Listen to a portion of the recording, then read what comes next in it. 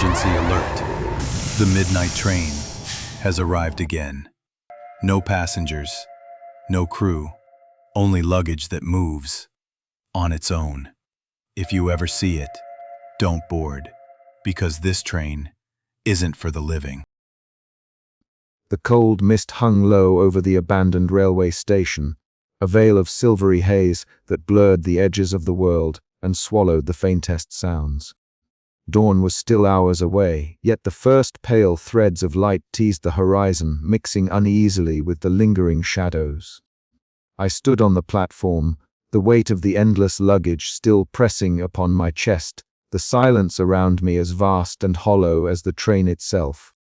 Behind me, the ghostly midnight train waited its carriages, stretching into the darkness like the ribs of some great spectral beast. Each compartment was burdened with suitcases piled sky-high, their surfaces gleaming faintly, as though lit from within by some otherworldly glow. The endless procession of luggage whispered secrets I wasn't sure I wanted to hear again. I shivered, though the air was still and cool. The emptiness of the station was absolute, save for the distant, almost imperceptible creak of the train settling on the tracks. Somewhere deep inside, a part of me resisted this place, this moment. But another part, the part that had clung to every fragment of memory, every ghostly echo, knew there was no turning back. A soft rustle at my side caught my attention. I turned slowly, half expecting the eternal passenger to materialize out of the fog, but instead there he stood, young Elias, small and glowing faintly, his presence a fragile beam of light piercing the darkness. His eyes met mine, wide, innocent, filled with a hope I hadn't felt in years. For a moment, the crushing weight of regret and the endless corridors of memory lifted, replaced by a fragile warmth. "You remember?" I murmured, voice cracking, reaching out, but before my fingers could brush his ghostly cheek, he faded into the mist, leaving only a whisper of laughter and the faint scent of pine and rain. I swallowed hard, the fleeting light retreating into the shadows of the past. The eternal passenger was waiting, I knew. Somewhere in the depths of that endless train, its amorphous form shifted, flickering between monstrous shadows and distorted human features. It was the embodiment of my fears, my guilt, my regrets, a relentless spectre that sought to bind me to this eternal voyage. I stepped onto the platform, the wooden planks creaking beneath my boots, the mist curling around my legs like a living thing. The train's whistle echoed through the station, a hollow, mournful sound that seemed to reverberate not just through the air, but through the very core of my being. "You cannot run," the voice whispered, carried on the wind, yet sharp and clear as a knife. "You belong here as always. The journey never ends." I clenched my fists, the cold biting into my skin. "Perhaps," I whispered back, "but I will not surrender without a fight." The train's doors hissed open, inviting me back into its spectral belly. I hesitated, every fiber of my being screaming to flee, yet the inexorable pull of the endless journey held me fast. I stepped forward, the platform disappearing beneath my feet as the train began to move, slow and inevitable. As we pulled away, the mist thickened, swallowing the station whole. Martha Whitlock's silhouette appeared briefly on the platform, stooped, sharp-eyed, her weathered hands folded in quiet farewell. Her presence was a tether to the world I had left behind, a reminder of the fragile boundary between reality and nightmare. The train's whistle faded into the distance, mingling with the echoes of forgotten memories and lost time. The endless corridors stretched before me once more, the suitcases piled high like monuments to a life weighed down by mistakes, love, loss, and longing. And as the night swallowed us whole, I understood, this was not just a journey through space or time, but through the very corridors of the self, an eternal voyage with no clear end, no promise of peace. Yet, even in the depths of despair, a fragile hope lingered, like the faintest glimmer of dawn on the horizon. Was there redemption to be found amidst the shadows? Or was I doomed to wander these spectral carriages forever, a prisoner of my own memories, my own regrets? The train thundered on into the unknown, its endless journey beginning anew, the cycle poised to repeat with the next full moon. And I, alias Granger, conductor of a ghostly train burdened with the weight of eternity, rode on into the darkness, into the silence, into the endless night. As the first hints of dawn touched the sky, I whispered into the cold air, "Until we meet again."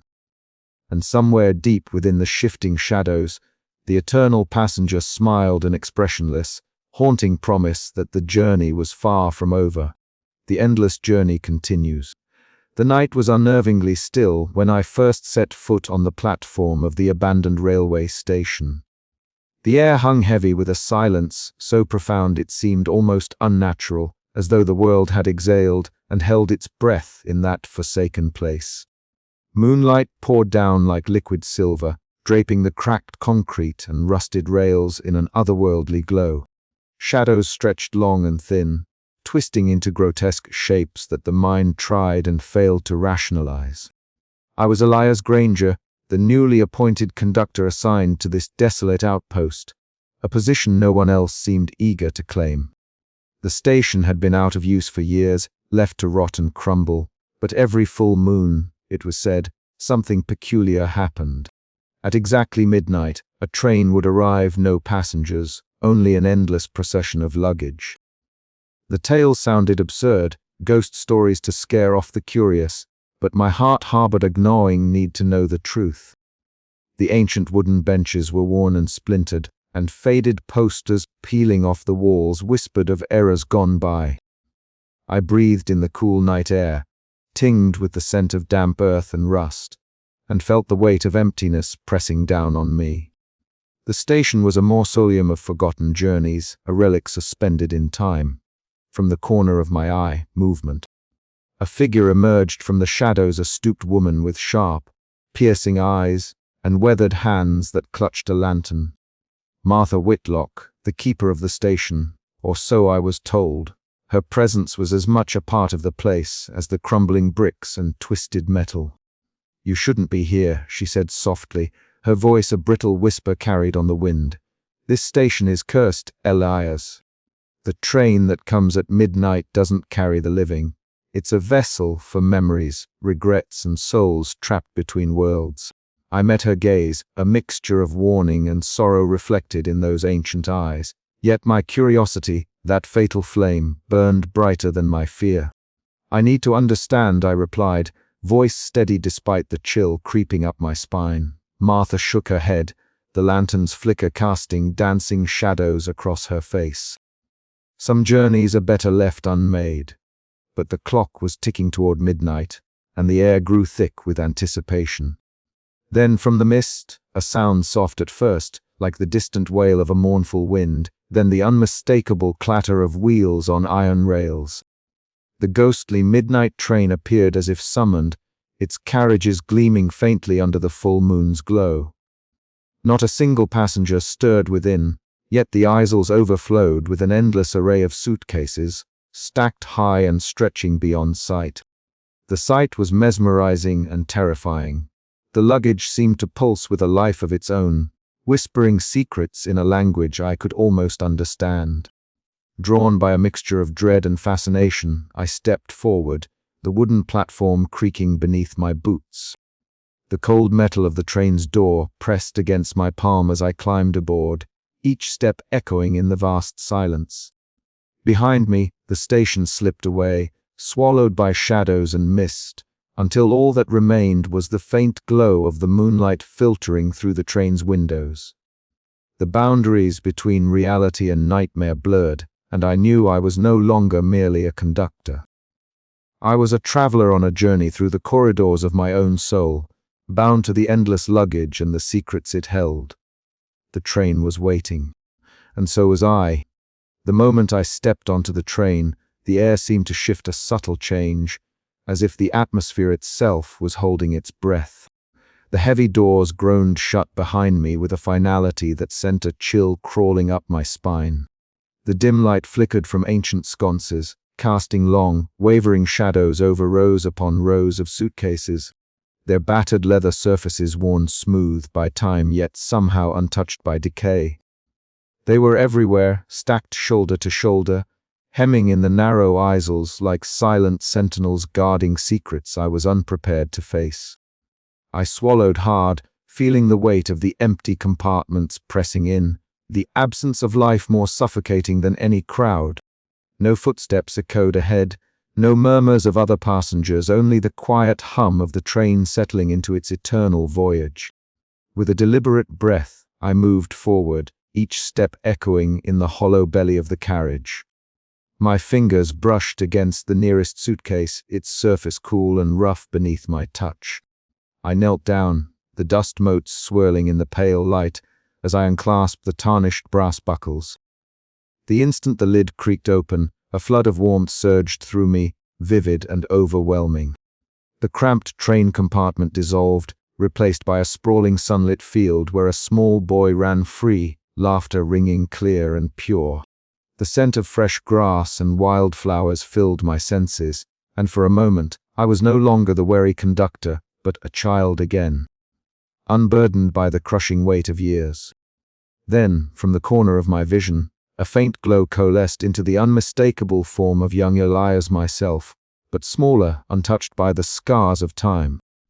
He stood silently, eyes wide and shining, his gaze locked onto mine with a mixture of innocent wonder and quiet sorrow. I whispered to him, words swallowed by the stillness around us, aching with a longing I could not articulate.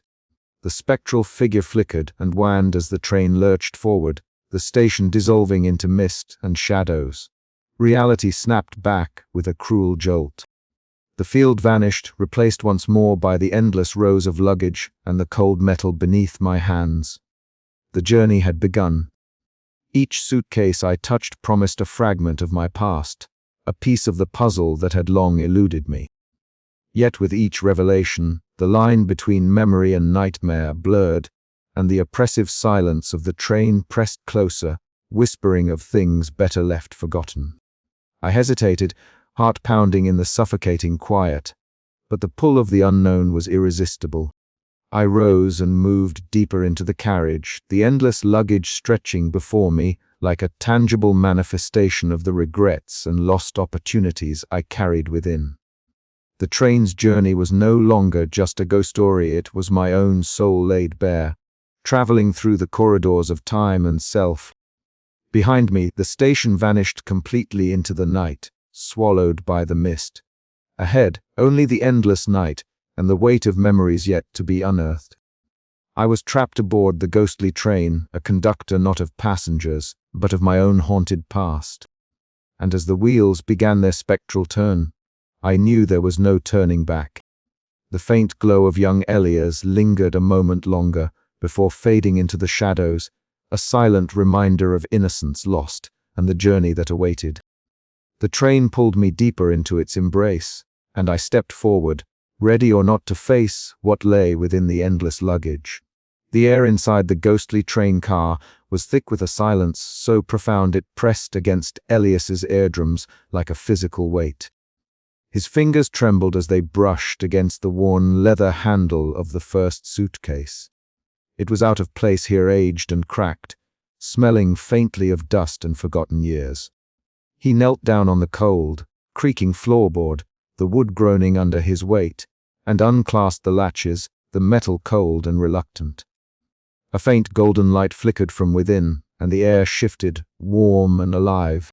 Suddenly, the scene dissolved from the dim, cramped carriage into a sprawling garden bathed in sunlight. The scent of jasmine and freshly cut grass filled his senses. Laughter pure, unburdened laughter echoed around him as he saw a younger version of himself chasing butterflies beneath a blue, endless sky. The boy's hair was tousled, his face radiant with joy and innocence. Elias's throat tightened, a lump forming as memories long buried surged forth, fragile as glass. "You were happy once," he whispered to the empty air, voice rough with disbelief. The vision flickered, the edges fraying like old film before dissolving back into the gloom of the train. Elias sat back on his heels, breath shallow. The suitcase lay open before him, empty now save for the lingering scent of summer and laughter. He forced himself to stand, moving to the next case. This one was heavier, its leather scuffed and mottled with age. The moment he unlatched it, a chill seeped from within, carrying the scent of rain-soaked pages and something darker, something metallic, like blood. The train car faded again, replaced by a dimly lit room filled with the soft rustle of old curtains and the muted glow of a lamp. There a woman appeared, her form spectral and shifting, her face blurred like a fading photograph. Elias's heart clenched as he recognized her. His wife, the light of his life extinguished too soon. She smiled faintly, but her eyes held a deep, unbearable sorrow. They laughed once, a brief moment of warmth and love, but the laughter twisted into whispers of regret, blame, and loss. The walls seemed to close in, the shadows lengthening and curling like dark fingers. The vision shattered abruptly, leaving Elias gasping, clutching the empty suitcase as if it might offer some comfort. His voice cracked, "I'm sorry. I never wanted this." The spectral woman faded into the gloom, leaving only the echo of unspoken apologies. Elias staggered back, the train car suddenly colder, darker. The oppressive silence pressed down harder, broken only by the distant, rhythmic clatter of wheels against rails. His eyes darted to the dozens of unopened suitcases arrayed like silent sentinels along the aisles, each one promising another fragment of his fractured past. As he moved down the corridor, a low murmur rose from the shadows, whispers faint and fractured. Voices of people long gone, or perhaps never truly alive, entwined with the fabric of his memories. Figures flickered at the periphery of his vision, faces blurred and shifting, sometimes familiar, sometimes grotesque distortions. He stopped and raised his voice, speaking aloud to the ghosts that haunted the luggage. "What are you? What do you want from me?" Only silence answered, thick and impenetrable. At the far end of the car, a faint glow caught his eye. There, standing in the dim light, was the translucent form of his childhood self. The boy was small, dressed in old-fashioned clothes, his face glowing faintly with an otherworldly light. He said nothing, only watched with wide, hopeful eyes that pierced Elias's soul. Elias felt a hollow ache swell inside him, a cavernous emptiness that the endless suitcases could never fill. The weight of his regrets, mistakes, and lost loves pressed down like an invisible shroud. He dropped to his knees beside the spectral boy, voice barely a whisper. "I don't know how to fix this." The boy's eyes held no answers, only the innocent hope of a time before sorrow had taken root. Suddenly, the train lurched, the carriage shaking as though caught in a tempest. The lights flickered wildly, casting long, dancing shadows that seemed to reach for Elias like grasping hands. He stood abruptly, heart pounding, the oppressive silence shattered by the creak and groan of the ancient vessel. He was no longer sure where memory ended and nightmare began. "What is this place?" he demanded, voice raw. The only reply was the cold whisper of the night wind through the cracks of the carriage, and the endless, haunting clatter of the midnight train speeding deeper into the unknown. Elias gripped the edge of the suitcase, determination and terror warring within him. "I have to keep going," he muttered, though his voice betrayed his doubt. Because somewhere in these endless memories lay the truth of his existence and perhaps the key to escape. The faint hum of the train's wheels against the rails was the only sound breaking the suffocating silence inside the carriage. Elias Granger stood motionless, his breath shallow, eyes darting as the dim light flickered overhead. The air felt thick, heavy with a presence that pressed against his skin like cold velvet. Shadows stretched and twisted along the narrow aisle, swallowing the edges of the worn seats and the endless suitcases piled beside them. Then, almost imperceptibly at first, the mist began to gather. It seeped from the corners of the carriage, curling like smoke, coiling around Elias's ankles before rising, swirling in the stale air. His heart pounded as the spectral shapes took form within the fog, figures, indistinct but unmistakably human. Faces blurred and shimmered, their outlines wavering like flames in a draught. He recognized them instantly, though their features wavered like a fading dream. Friends, family, strangers who had once passed through his life. A sudden chill ran down Elias's spine. Among the ghostly shapes, one figure solidified with startling clarity. It was Martha Whitlock, but not the stooped, weathered woman he had met at the station. This was a younger Martha, her sharp eyes bright with determination yet shadowed by sorrow. She wore a simple dress from decades past, her hair pinned back tightly. She stood by the window, gazing out into the night, her presence both comforting and unsettling. Elias stepped forward tentatively, the wooden floor creaking beneath his boots. "Martha," he whispered, voice cracking. The apparition turned her eyes to him, and though her lips did not move, a silent message echoed in his mind: "Beware the journey." A wave of memories crashed over him, fragments of conversations, warnings she had once given, tales of the train's curse. The young Martha was a guardian of secrets long buried, a sentinel of the station's haunted past. Elias's throat tightened as he realized the depth of her connection to the spectral voyage he now endured. The other figures drifted closer, their faces flickering between clarity and obscurity. A woman who had once been a friend, a man whose betrayal had left a scar.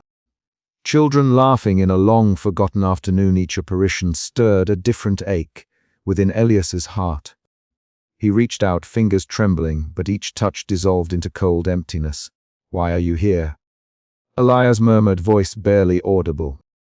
The ghostly crowd offered no answer, only a silent chorus of longing and regret. The train's atmosphere thickened. The walls seemed to breathe, pulsing with a slow, rhythmic cadence that matched Elias's racing pulse. Time itself began to warp, the past bleeding into the present, moments folding over one another like pages in a tattered book. He saw flashes of himself as a boy, laughing and carefree, then as a man haunted by loss and guilt. These overlapping visions twisted his perception, making the carriage spin and tilt. In the midst of the swirling chaos, a small figure emerged, a glowing boy in old-fashioned clothes. Young Elias, a spectral echo of innocence and hope. Their eyes met, and the child's gaze was filled with a silent plea, a yearning to be remembered, to be saved. Elias felt a pang of sorrow so sharp it threatened to shatter him. "I'm here," he whispered, voice breaking. "I see you." But the boy's form flickered and faded into the shadows, leaving Elias alone once more with the oppressive silence and the endless luggage that lined the train. The weight of his memories pressed down, heavy and unrelenting. As the train hurtled through the night, the boundary between past and present, memory and reality, blurred and dissolved.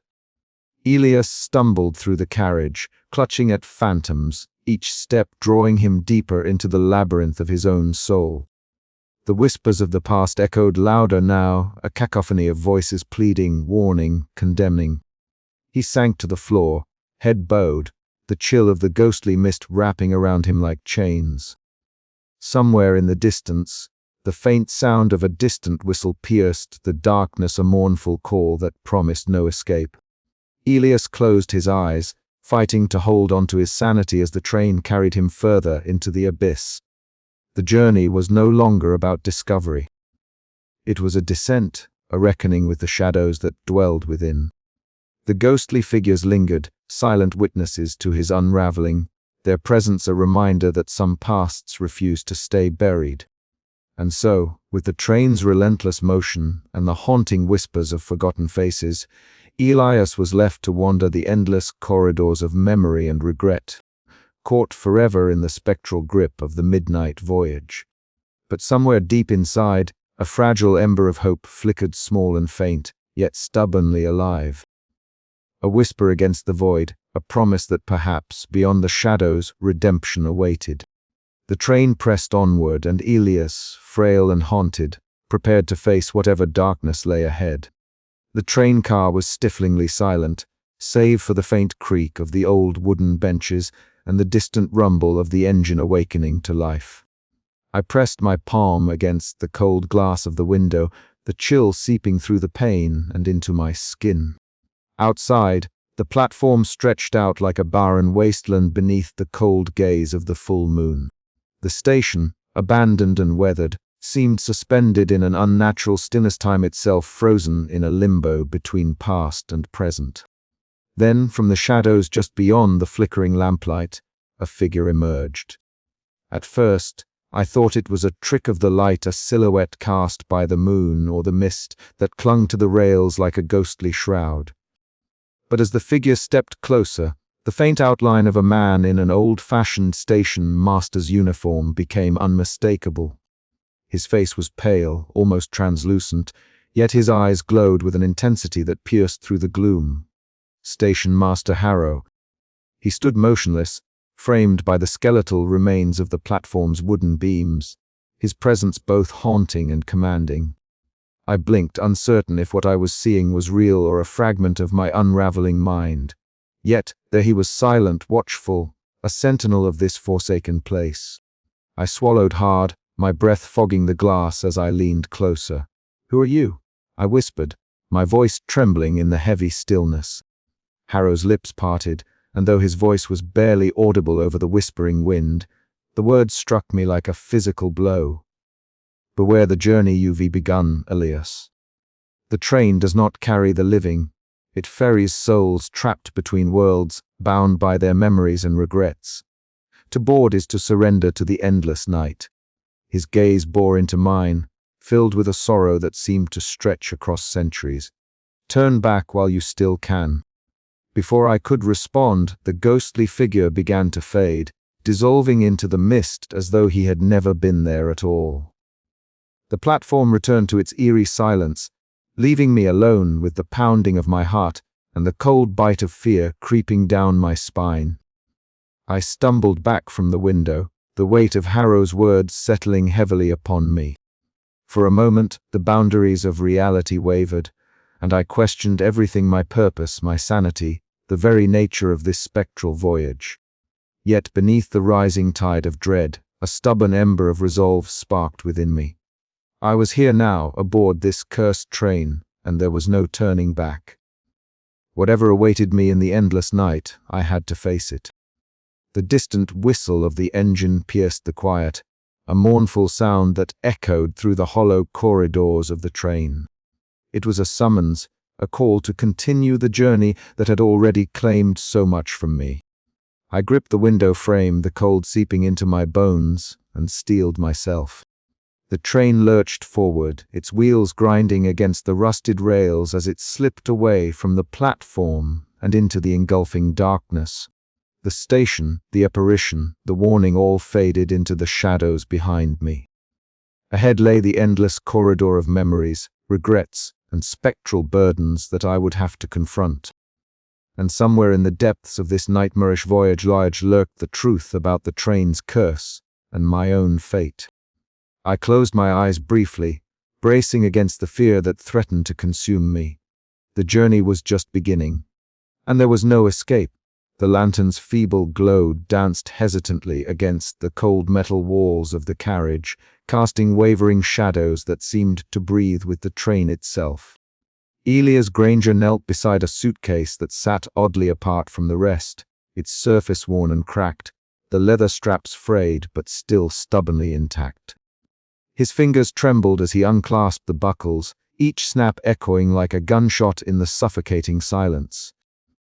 A cold draft seeped in through the cracks in the carriage, carrying with it the faintest scent of damp earth, and something more elusive, something like distant tears.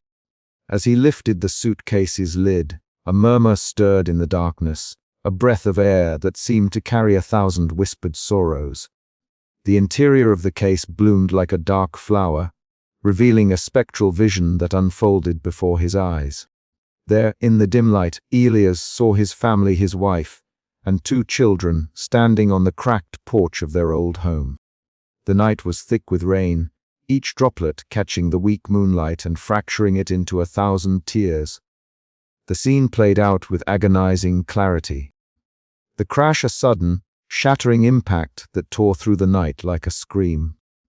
The twisted metal, the shattered glass, the desperate calls that never reached him in time. His heart clenched painfully, his breath hitching as he watched the moment replayed endlessly, each second a fresh wound. The faces of his loved ones, etched in spectral light, bore the final expressions of terror and helplessness, and he felt the cold grip of guilt tightening around his soul. Tears blurred his vision as he whispered their names into the silence, his voice trembling with a mixture of love and self-reproach. "I'm sorry," he breathed, the words falling like stones into the abyss. "I should have been there. I should have saved you." A soft, almost inaudible laughter rippled through the carriage, breaking the heavy stillness. Elias looked up, startled, and there just beyond the edge of the vision stood young Elias, the glowing child from his fragmented memories. His eyes shone with innocent hope, untouched by the shadows that now consumed the man he would become. The boy reached out a tiny hand, his lips curved in a faint, bittersweet smile. "Don't forget me," the child seemed to say without words, a silent plea that clawed at Elias's heart. But as quickly as he appeared, the boy faded into the gloom, swallowed by the endless night of the train. Elias sank back onto his heels, the weight of his years pressing down like an iron shroud. Around him, the aisles overflowed with suitcases, piled high and stretching beyond sight, each one a container of memory, of regret, of pain. The oppressive emptiness of the carriage grew heavier, the silence thickening until it felt like a physical force. Elias's shadow stretched long and thin over the floor, a fragile tether to the world he had lost. His hands hovered over another suitcase, fingers tracing the cracked leather as a fresh wave of memories surged forward. Mistakes, missed chances, words left unspoken. The train breathed around him, alive with the ghosts of his past. Whispers flickered at the edges of his hearing, indistinct and haunting, like the echo of a life slipping through his grasp. Elias's voice broke the silence, low and ragged as he confessed to the empty car, "I carry them with me.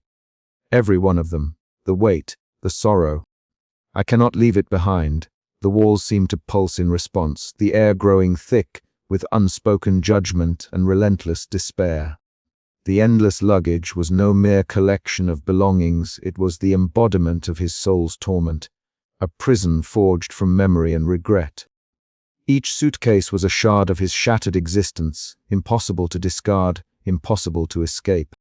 Yet within the crushing burden, a flicker of something else stirred a fragile thread of understanding. Elias realized that to face this weight was to face himself, and perhaps, somewhere within the endless night, there might be a path to redemption. But as the train hurtled through the eternal darkness, that path remained shrouded in shadow, uncertain and fraught with peril. He closed the suitcase gently, the echoes of his confession fading into the stillness. Rising slowly, Elias steadied himself against the cold wall, the chill seeping deep into his bones. The night was far from over, and the journey had only just begun. Somewhere down the endless corridors, the eternal passenger waited, patient and unyielding. Elias took a deep breath, the weight of the past pressing down but not yet breaking him. With trembling resolve, he moved forward into the dark, into the silence, into the unending voyage through memory and regret. "I will face you," he whispered into the void. "No matter how heavy the burden, I will face you." The train groaned in response, a mournful sound that echoed into the depths of eternity. The caretaker's room was a cramped space tucked away behind the station's main waiting area, its walls lined with peeling wallpaper that whispered of decades long past. A single oil lamp flickered on the rickety wooden table between us, casting elongated shadows that danced like reluctant spirits in the dim light. The air was thick with the scent of aged wood and stale dust, a tangible reminder of the abandonment that had claimed the station years ago. Martha Whitlock sat opposite me, her stooped form wrapped in a threadbare shawl, the sharpness of her gaze belying her weathered exterior. "You shouldn't have come here," she said quietly, her voice carrying the weight of 1,000 unspoken warnings. "Not on a night like this, not when the moon's full and the train's due to arrive." I swallowed hard, the silence between us stretching taut. "Why? What is it about this place?" I asked, desperation threading my words. "Why does that train come every full moon, empty of passengers but heavy with luggage?" Martha's eyes flickered to the window, where the silver moon hung low and ominous. Because this station is a crossroads, she began, a thin place where the veil between worlds wears thin, and the past refuses to stay buried. That train. It's not just a train. It's a vessel for souls caught in the endless journey between life and death. Her words echoed the fragments of tales I'd heard whispered by locals long ago, stories dismissed as superstition or madness. But now, standing here with her, those whispers took on a chilling clarity. I tried to warn you, Martha continued, her voice trembling with a mixture of fear and resolve. You think I'm just an old woman clinging to ghost stories, but I've seen what lies beneath the surface of this place. The train doesn't just carry luggage, it carries pain, regrets, memories that refuse to let go. I looked at her, searching her face for any sign of jest or deceit, but found only the raw truth of experience etched into every line. Why do you stay here? I asked softly. Why guard this place if it's so cursed? She reached into her shawl, pulling out a faded photograph, its edges frayed and colors dulled by time. Because this station was my family's life, she said, voice thick with nostalgia and sorrow. My ancestors were the original operators, and when the curse took hold, they became bound to this place. I am the last keeper of that legacy, the one who tries to keep the darkness at bay. The photograph revealed a group of stern-faced figures standing proudly by the very platform where I now stood, a lineage intertwined with the spectral train and its endless journey. You don't understand what you're stepping into, Martha warned, her eyes locking onto mine with fierce intensity. This train, this station, it changes people. It takes pieces of their souls, traps them in memories they cannot escape. I've lost friends, family to its pull. Her words stirred something deep within me, a mixture of dread and melancholic introspection. The weight of her warning settled heavily on my shoulders, a burden mirrored by the endless suitcases I had already glimpsed aboard the train. I have to know, I said finally, determination threading through my fear. I have to face whatever this is. Martha sighed, a sound like the rustling of dead leaves. Then you must be prepared, she said, because once you board, there may be no turning back. As she spoke, the station seemed to grow colder, the silence around us deepening into something almost palpable. Outside, faint echoes rippled through the night, the distant, eerie whistle of the ghostly train, a reminder that time was running out. The fragments of memory flickered in my mind, her warnings, the spectral faces, the endless suitcases, and I realized that Martha was not merely a bystander but a guardian, a keeper of painful truths. Her pragmatic kindness was a fragile shield against the encroaching darkness, a tether to the reality I was on the verge of losing. I wanted to ask more, to understand the full scope of the curse and the station's history, but the weight of the moment silenced me. Instead, I nodded, a silent promise to heed her words, even as the inexorable pull of the train beckoned. As I rose to leave, Martha placed a gnarled hand on my arm. Remember, she whispered, not all journeys end where you expect. Some paths lead only deeper into the shadows. Her warning echoed in my ears as I stepped back onto the platform, the moonlight casting long, eerie shadows across the cracked concrete. The ghostly train awaited, its presence both terrifying and irresistibly magnetic. I took a breath, steeling myself for the journey ahead. The past was no longer a distant memory, it was a living, breathing presence, wrapped tightly in the endless luggage that filled the spectral carriages. And Martha Whitlock's words lingered like a haunting refrain, a reminder that the station's curse was far more than legend, it was a legacy I was now entwined with, whether I wished it or not. The train's whistle pierced the night again, sharper now, closer. The platform seemed to shift beneath my feet, the boundary between the world I knew and the realm I was about to enter dissolving. With one last glance toward the caretaker's room, now shrouded in shadow, I stepped forward onto the ghostly train. The weight of Martha's legacy pressing down on me like the endless night itself. And as the doors slid shut behind me, the silence swallowed the station once more, waiting patiently for the next full moon to awaken the endless journey I knew. The soft, almost imperceptible glow of the compartment's dim light was the first thing Elias noticed as he wandered deeper into the ghostly train. It was a pale bluish shimmer, like the faint pulse of a distant star struggling against the vastness of night. Drawn to it, he moved cautiously, the creak of his footsteps against the worn wooden floorboards sounding impossibly loud in the oppressive silence. There, seated on a cracked wooden bench dusted with decades of neglect, was a small boy.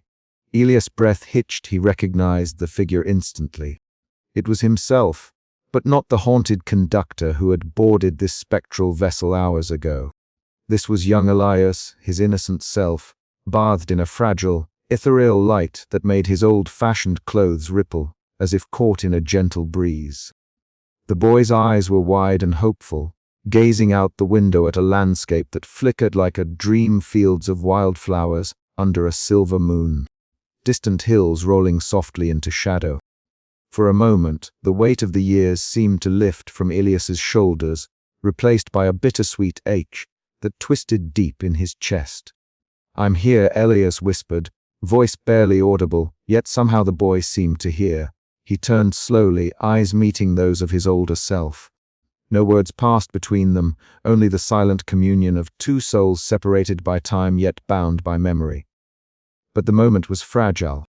The edges of the compartment began to blur and ripple, the walls bending like water disturbed by a stone.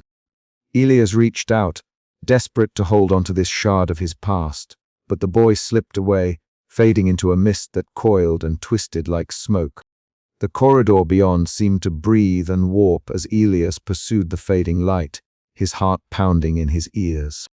The narrow passage bent impossibly, stretching and folding in on itself, a labyrinth of memories and regrets where time held no meaning. "Don't go," Elias pleaded, his voice cracking with desperation. "Stay with me." But young Elias was a fleeting echo, always just beyond reach. Each attempt to grasp the child only deepened the emptiness inside, a hollow cavern echoing with lost laughter and silent tears.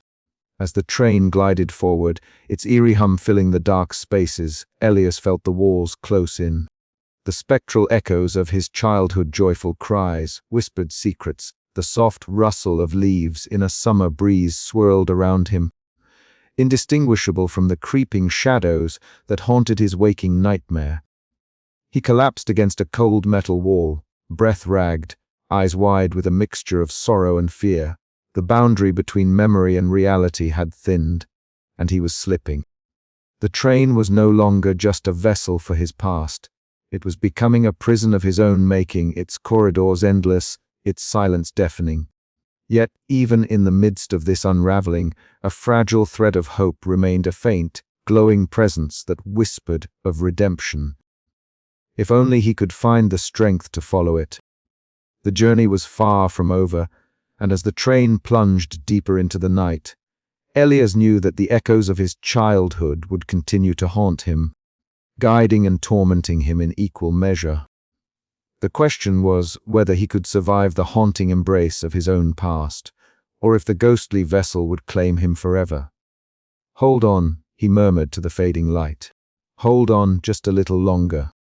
And with that, the endless corridor stretched before him once more, a twisting path of memories and shadows leading him further into the heart of the nightmare.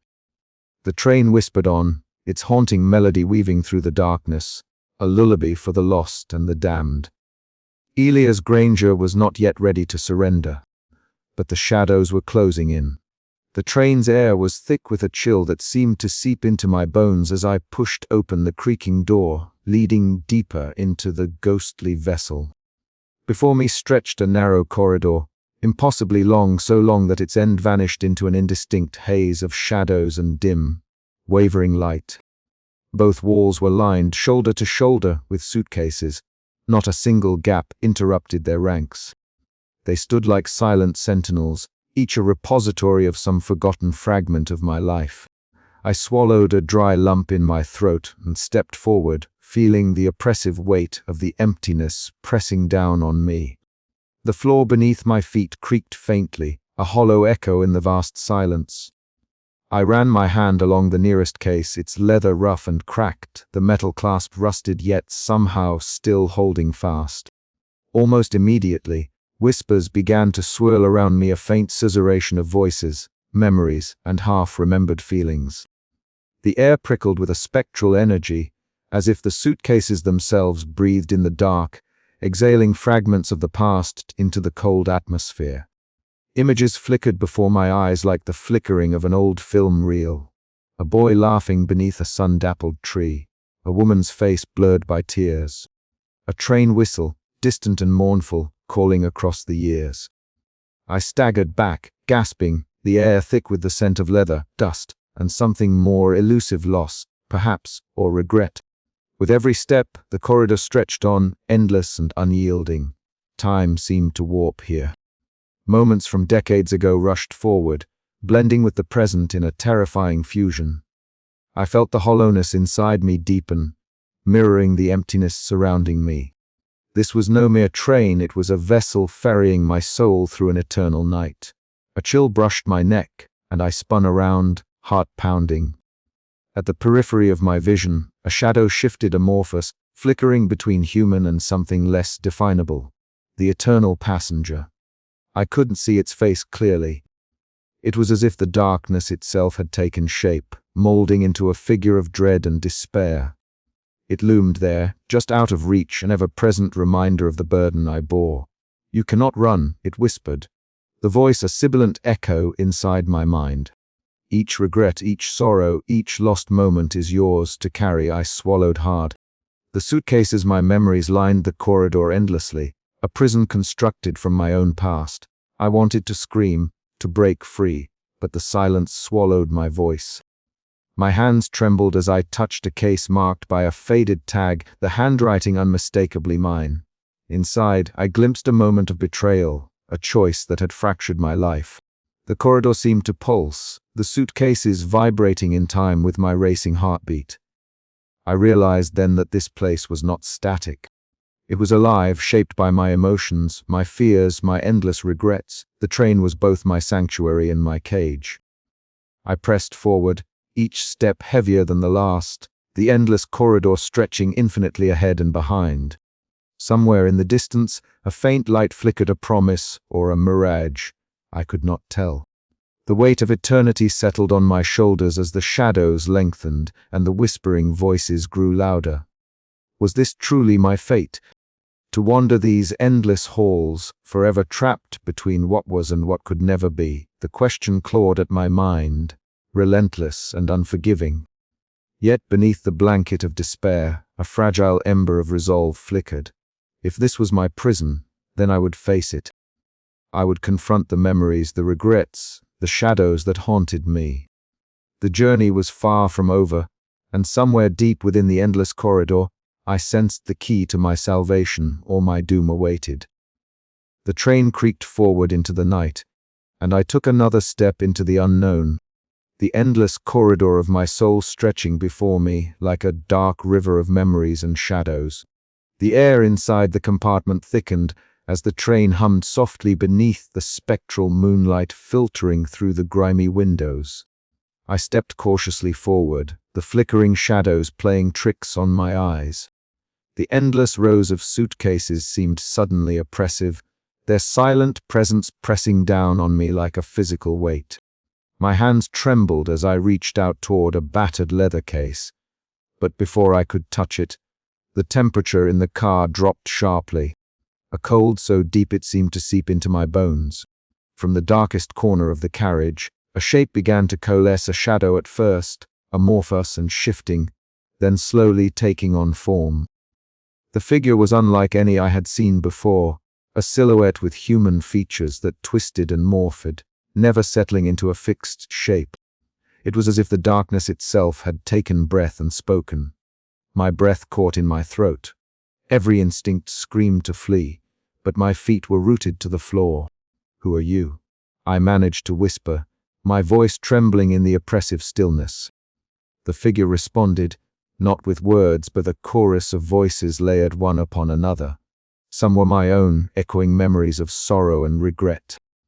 Others were distant, foreign, yet deeply familiar, The eternal passenger had arrived.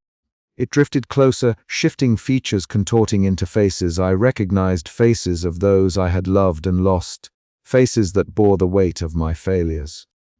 The air grew dense with accusation and despair, and I felt the crushing pressure of every regret and fear I had ever tried to bury. "You cannot run," it whispered, a voice both mine and not mine. "This journey is yours. The luggage you carry is the sum of your soul." I staggered back, my mind racing. How could this entity embody my deepest fears? Was it a punishment, a reflection, or the embodiment of my very self? The train rattled beneath me, as if responding to the growing tempest within my chest. Desperation clawed at me. "There has to be a way out," I said, my voice firmer despite the terror. "I won't be trapped forever." The eternal passenger laughed, a sound like dry leaves rustling in a graveyard wind. "Escape is an illusion. Here, time folds, past and future merge. You are bound to this endless voyage." As the words sank in, the corridor of suitcases around us began to warp and twist, stretching into infinity, the edges of reality blurring into nightmare. My heartbeat thundered in my ears. I was caught between worlds, tethered by memories too heavy to bear yet too precious to relinquish. The figure advanced, reaching out with hands that flickered between solid and smoke. I felt a cold touch brush my cheek, and a flood of images overwhelmed me, scenes of my childhood, my family, moments of joy and pain, all drowning me in a tide of emotion. But beneath the terror, a spark of defiance kindled. "I am not just my regrets," I whispered fiercely. "I am more than this endless baggage." The eternal passenger hesitated, the shifting face flickering uncertainly. For a moment, the oppressive weight lightened, and the train seemed to hold its breath. Then, with a final echoing whisper, the figure receded back into the shadows, leaving me alone amid the infinite luggage once more. The silence that followed was thick, broken only by the steady, haunting rhythm of the wheels on the rails. I sank to the floor, heart pounding, aware that this encounter had changed everything. The train was no longer just a vessel of memories, it was a battleground for my very soul. And the eternal passenger was no mere ghost. It was the embodiment of all I feared and loathed within myself. Yet, as darkness pressed in around me, a fragile thread of hope endured. The fight was far from over. I would have to face the endless journey ahead, not as a victim, but as a man determined to reclaim his own soul. Outside, the moon hung low and full, casting its pale light through the windows, bathing the ghostly train in an otherworldly glow. The spectral voyage continued, and I was trapped aboard, caught in the eternal dance of memory, fear, and the desperate yearning for redemption. The night stretched on, endless and unyielding. But somewhere in the shadows, I sensed a possibility, a crack in the darkness, where light might one day seep through. Until then, the eternal passenger waited, and the journey pressed relentlessly onward. I closed my eyes, steeling myself for what was to come, knowing that the next step could lead to salvation or oblivion. And as the train hurtled through the mist-shrouded void, I whispered a silent vow. I would not surrender to the darkness without a fight.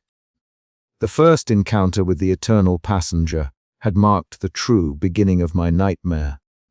Now, the question remained, how long could I endure the weight of eternity before it crushed me utterly?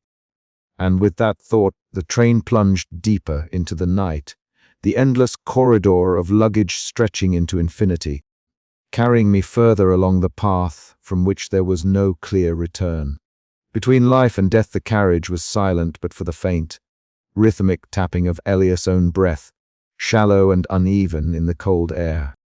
He stood motionless, the hollow echo of his footsteps swallowed by the vast emptiness of the ghostly train. The walls around him shimmered faintly, as though the very fabric of reality was folding inward, distorting and bending in impossible ways. Time itself seemed to ripple, a slow undulation that pulled at the edges of his consciousness, threatening to tear it apart. He reached out a trembling hand to steady himself against one of the cold metal poles, his fingers grazing the surface as if it might anchor him to something real. But the sensation was fleeting, like trying to grasp a wisp of smoke. Around him, the endless corridor stretched, the rows of suitcases crowding the aisles as they always did. But tonight the air was heavy with a presence he could no longer deny. The shadows at the edges of his vision flickered unnervingly, twisting into vague shapes that whispered fragments of memories, snatches of laughter, cries, and long-forgotten promises. He blinked hard, trying to clear the haze clouding his mind, but it only deepened. A cold dread sank into his bones, icy and relentless.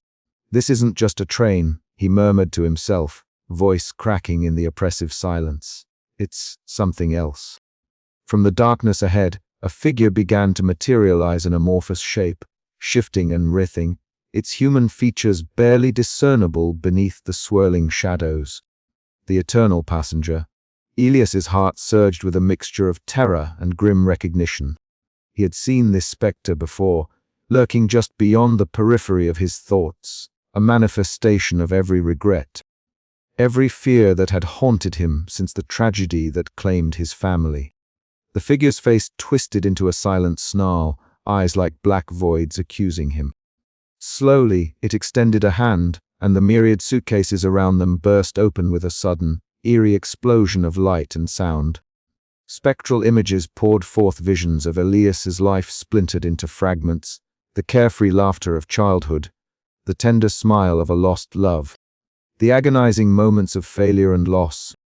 They swirled around the carriage in a ghostly dance, illuminating the darkness with their haunting glow. Elias staggered back, overwhelmed by the flood of memories that were at once his own and yet felt alien in their intensity. He spoke aloud, voice trembling. "Why? Why am I here? What is this place?" The eternal passenger remained silent, but its presence pressed down on him like a suffocating weight. It was the embodiment of his guilt, his sorrow, the unbearable burden of a life cut short by tragedy and haunted by what-ifs. In the dim corner, a faint glow caught Elias's eye. There, standing quietly, was the spectral form of young Elias himself as a child, innocent and hopeful. Dressed in old-fashioned clothes that shimmered softly in the ghostly light. The boy's eyes were wide, filled with a silent plea that knotted Elias's heart. Young Elias pointed toward the horizon beyond the train's window, where a pale, fragile light struggled to pierce the eternal night. It was a glimmer of something, distant hope, perhaps, or redemption. Elias reached out, but the vision flickered and faded before he could touch it. The train lurched suddenly, the sensation of movement returning with a jolt, though the windows revealed only endless darkness. Time fractured completely. Moments from his past, present, and possible futures collided and overlapped in a dizzying kaleidoscope. He saw himself laughing as a boy, mourning as a man, and standing here now, each version a ghost trapped in the same endless journey. His mind reeled as the boundaries between reality, memory, and nightmare dissolved. The train hurtled forward through a void where seconds stretched into eternity and eternity collapsed into a single breath.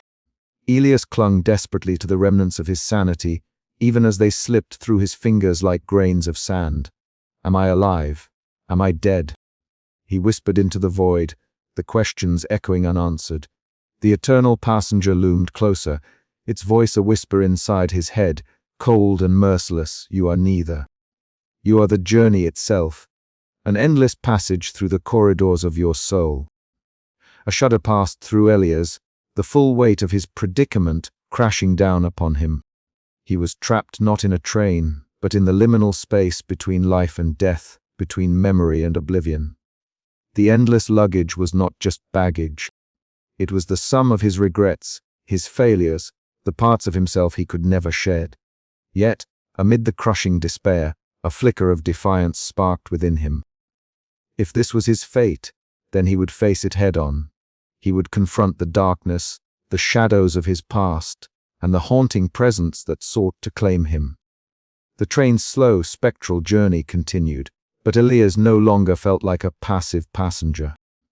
He was a conductor still of memories, of fears, of the very essence of his being. As the carriage plunged deeper into the endless night, the question remained, Could he break free from this eternal voyage? Or was he doomed to ride forever between life and death, a ghost trapped by his own soul? The silence returned, heavy and profound, broken only by the distant, rhythmic clatter of the rails, a sound both terrifying and strangely comforting.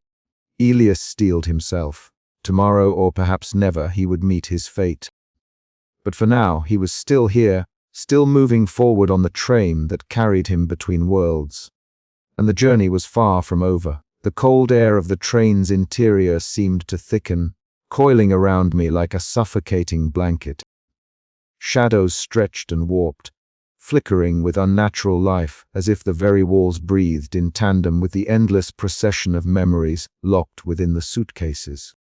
The eternal passenger materialized before me, an amorphous silhouette whose form shifted in and out of focus, a living nightmare woven from smoke and sorrow. Its voice was a whisper, yet it echoed inside my mind with crushing clarity. "You carry it all," it said, voice like the rustle of dead leaves. "Every choice, every regret, every lost moment. You cannot run from what you are." I swallowed hard, the weight of years pressing down on my chest. The suitcases around me pulsed faintly, as if alive, and I could hear the faint murmurs of the past leaking through their seams. Memories, half remembered and fragmented, surged forward unbidden. I saw a sunlit afternoon, laughter spilling across a garden where my family once gathered. The faces were bright with joy, but beneath the surface lay a dark undercurrent, a shadow of the tragedy that would rend them from me forever. I reached out, but the image shattered like glass, leaving only the cold sting of guilt. "Why show me this?" I whispered, voice hoarse and trembling. The eternal passenger's form shifted, becoming more solid yet no less terrifying. "Because you must bear it. The burden of your past is your prison and your path. Accept it or be consumed." I sank to my knees, the floor beneath me cold and unyielding. The faces of my lost loved ones emerged from the mist, their eyes hollow yet accusing. I begged, pleaded for a reprieve. But the silence that answered was heavier than any condemnation. I was alone in this endless corridor, surrounded by echoes of a life I could never reclaim. A tendril of darkness snaked from the eternal passenger, wrapping around my heart with a coldness that seeped into my bones. The choice was laid bare before me: surrender to the eternal cycle, accepting the weight of every memory and regret, or fight to escape a path fraught with the risk of oblivion or worse. The train creaked and groaned as if alive, the sound a mournful lament for souls trapped in limbo. I felt the emptiness inside me swell, mirroring the vast, unending corridors lined with my own burdens. Yet beneath the despair flickered a fragile ember, the faintest glimmer of hope that perhaps, through acceptance, there might be a way to reclaim some semblance of peace. "I will carry it," I whispered, voice steadying despite the storm inside. "I will face it all." The eternal passenger paused, its form shimmering with an eerie light. "So be it," it intoned, voice fading like a distant bell tolling. "Your journey continues." As the shadows receded, the train lurched forward, plunging deeper into the endless night. I rose slowly, the cold replaced by a hollow warmth that spread through me. The burden remained, heavy as ever, but for the first time, I felt the faint stirrings of resolve. The road ahead was uncertain, fraught with darkness and despair, but I was no longer running. And yet, as the endless procession of memories awaited behind each suitcase, a question lingered in the air: was acceptance a surrender or a salvation? The train carried me onward, deeper into the corridors of my soul, where the past and present collided in an eternal dance of dread and hope. With a steadying breath, I stepped forward, ready to confront whatever lay beyond the next door, knowing that my fate was entwined with the endless journey itself. The night stretched on, infinite and silent, as the train hurtled through the shadows, a vessel of memory, regret, and the fragile possibility of redemption. The burden was mine to bear, and the road was long, but I would face it, one suitcase at a time. The air in the caretaker's office was thick with dust and silence, broken only by the faint creaks of the old wooden floor beneath Elias's boots. He stood motionless, staring at the faded photographs pinned to the corkboard images of a young woman, whose eyes held a fierce determination that seemed to reach across the decades. Martha Whitlock. The very name echoed in the hollow chamber of the station, a whisper of a past that refused to die. As Elias ran his fingers along the cracked edge of an ancient ledger resting on the desk, a sudden chill swept through the room. The shadows deepened, and with them, the faint shimmer of spectral light coalesced into a figure young Martha, her face alight with a mix of hope and sorrow. She moved silently, her hands meticulously tending to the station's worn walls and broken windows, as if trying to stave off the relentless decay that threatened to swallow the place whole. Elias's breath caught Martha. The apparition turned, her gaze piercing. Though her lips did not move, the weight of her unspoken words pressed heavily upon him. He saw in her eyes the burden of decades spent bound to this forsaken station, a guardian not by choice, but by ancient pact. She had sacrificed her freedom, her very soul, to hold back the train's curse, to keep the boundary between the living world and the eternal journey intact. Scenes unfolded like a haunting film, Martha confronting the spectral midnight train time and again, her voice trembling yet resolute as she warned travelers away. Each warning was a plea, a desperate attempt to prevent others from boarding the ghostly vessel that carried not passengers, but the endless luggage of souls trapped in limbo. Elias felt the weight of her legacy settle on his shoulders. "Why didn't you tell me?" he whispered, the words lost in the thickening silence. The vision shifted.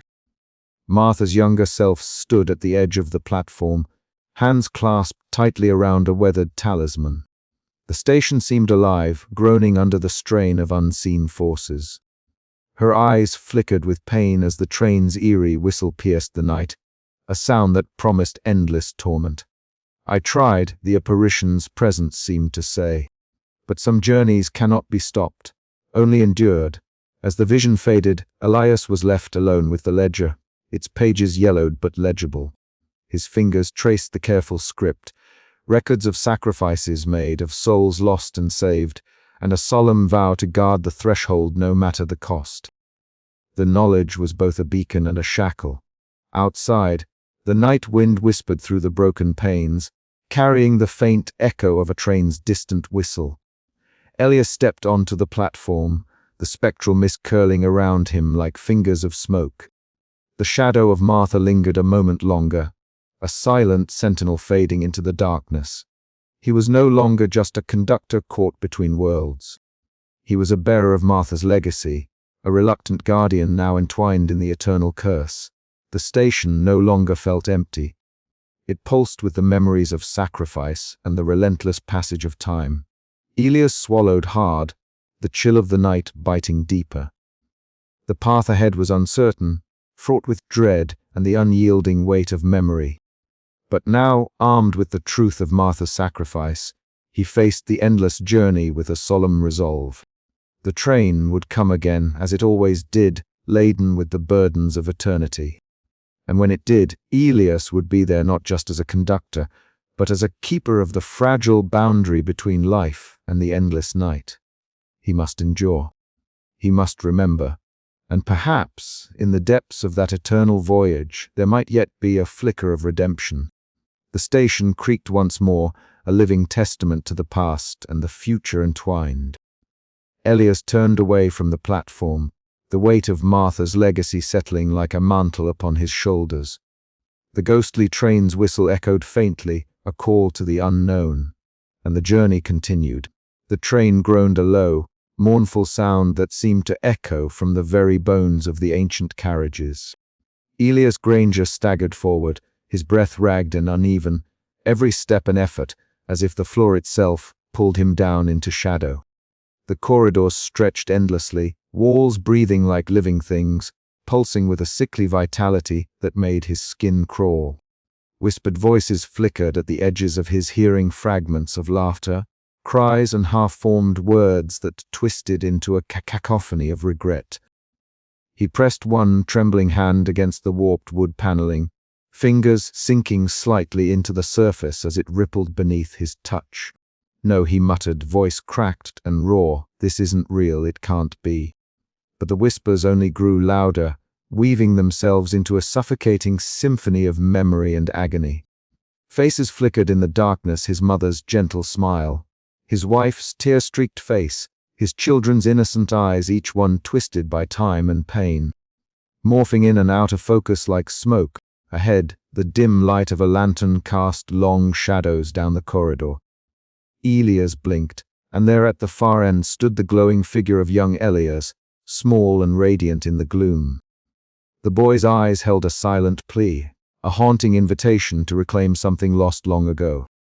Elias reached out, his heart pounding, but before his fingers could close the distance, the apparition flickered, dissolved into a swirl of darkness, and vanished.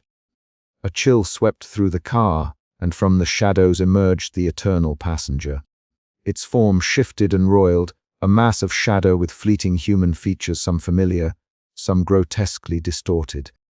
The faces twisted into those of people Elias had loved and lost, their eyes accusing, their mouths silent but screaming in his mind. "Why do you resist?" The entity breathed, voice like the rustling of dead leaves. "This journey is your own. You cannot escape the weight you carry." Elias staggered back, madness creeping at the edges of his consciousness. "I won't be trapped," he whispered fiercely, clutching his head as visions collided, ghostly laughter, screams, the whistle of the wind through the station. The boundaries between nightmare and reality crumbled beneath his feet. In the midst of the chaos, a faint, familiar voice cut through the darkness. "Remember, Elias," it said softly, "the path is never as fixed as it seems." He turned, heart leaping. There, on the platform outside the window, stood Station Master Harrow, his spectral figure blurred but unmistakable. His eyes, filled with a sorrowful wisdom, met Elias. "You must choose," the apparition whispered before fading like mist. Elias sank to his knees, breath heaving. The endless train, the endless suitcases, the endless memories, they were all fragments of his fractured soul. The line between what was and what might be wavered like a fragile thread. And still, the train moved onward into the night, carrying him deeper into the labyrinth of his mind, where every step threatened to unravel the last shreds of his sanity. He looked up, eyes wild but resolute. "I will find a way," he vowed, voice breaking yet fierce. "I have to." But whether that way led to freedom or oblivion, the train had yet to reveal. The endless journey continued, and with it, the fracturing of Elias Granger's very self. The carriage around me seemed to breathe. The walls no longer held firm contours but rippled and shifted like reflections on disturbed water. I staggered forward, hands pressing against the metallic surface that warped beneath my touch, melting one moment into another. I was no longer just a man aboard a ghostly train. I was a traveler lost in the folds of time itself. At first, it was subtle. The ticking of a clock somewhere in the distance grew erratic, a warped echo bouncing off the endless rows of suitcases that crowded the aisles. Then the air thickened with a strange resonance, a symphony of memories converging. I blinked and suddenly I was standing not only in the present but also in the past and future simultaneously. To my left, the faint glow of a lantern illuminated a small boy in old-fashioned clothes, standing at the edge of a platform under a cold, grey sky. His eyes, my eyes, were wide with innocence and hope. Young Elias, a spectral echo of who I once was, watched silently, his faint glow flickering like a candle threatened by a storm. Behind me, the distant wail of a train whistle morphed into the anguished cries of a night long ago. I glimpsed the shattered wreckage of a deadly crash, the twisted metal and smoke billowing against a cruel sky. Faces blurred in the smoke, my family, their expressions frozen in time, forever caught in the moment before disaster claimed them. The floor beneath my feet trembled, and the carriage stretched out endlessly ahead, a corridor folding back upon itself like some impossible Mobius strip. Each step I took echoed into infinity, the sound multiplying and distorting until it was a cacophony of overlapping footsteps, laughter, and sobs. I clutched my head, trying to hold on to anything that would anchor me to reality. But the past seeped into the present, and the present blurred into moments yet to come. Time was no longer linear. It was a tangled web, imprisoning me in an eternal loop of memory and regret. The spectral boy appeared beside me, his small hand reaching out. I hesitated, then grasped it, the cold touch sending a jolt through my spine. His eyes searched mine, filled with silent questions and unspoken longing. In that fragile connection, I felt a flicker of warmth, a fleeting reminder that not all was lost, but the warmth was short-lived. From the shadows emerged a dark shape, shifting and amorphous, the eternal passenger. Its form flickered between human and something else, a nightmare given shape by my own subconscious fears. It whispered in voices that were my own and not my own, a chorus of regrets and despair. You cannot escape, it intoned, its voice a hollow echo. This journey is endless, and the luggage you carry is the weight of your soul. The carriage groaned, metal twisting and bending as if the train itself was alive and struggling against some unseen force. The air grew heavier, pressing down on me with the weight of eternity. My breath came in ragged gasps, heart pounding against ribs that felt too fragile to contain it. I tried to move forward, to find a door or a window that led back to the station, back to the world I knew. But the corridor stretched endlessly, each step taking me further into the abyss of time's collapse. Past, present, and future flickered like broken frames of a movie reel, disjointed and overlapping. In the distance, voices called out some familiar, others distorted beyond recognition. The laughter of my childhood mingled with the sobs of loss and the silent screams of fear.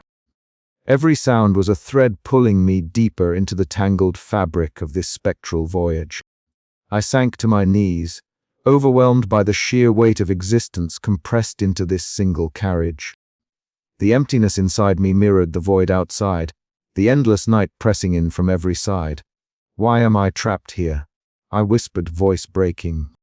Young Elias looked up at me, eyes glowing softly with a sadness that transcended words. For a moment, I saw not just my past, but the possibility of a future, a sliver of hope hidden beneath the layers of torment. But the eternal passenger loomed closer, its presence a suffocating reminder that time here was no friend, only a cruel jailer. As the train lurched forward, the walls around me blurred again, and the corridor twisted into another impossible shape. I was caught in the endless flux, a prisoner of my own memories, and the eternal journey that stretched before me like an unending night. And yet, despite the despair, a tiny spark of defiance stirred within. If time was fluid, perhaps I could bend it. If the journey was eternal, maybe there was a path through the darkness yet. I rose slowly to my feet, heart pounding with fearful hope, ready to face whatever lay ahead in the swirling vortex of time and memory.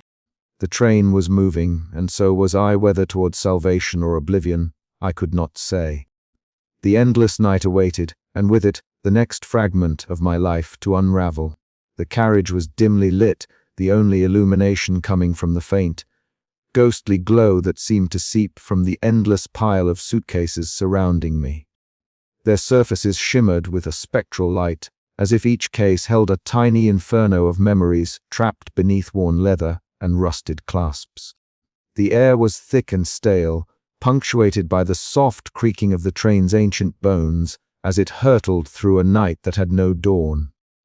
I stood in the center, overwhelmed by the sheer weight of the luggage pressing in from every side, an ocean of my own past ready to drown me. I reached out, fingers trembling, and grasped the nearest suitcase. It was heavier than it looked, its leather cool and slick beneath my touch.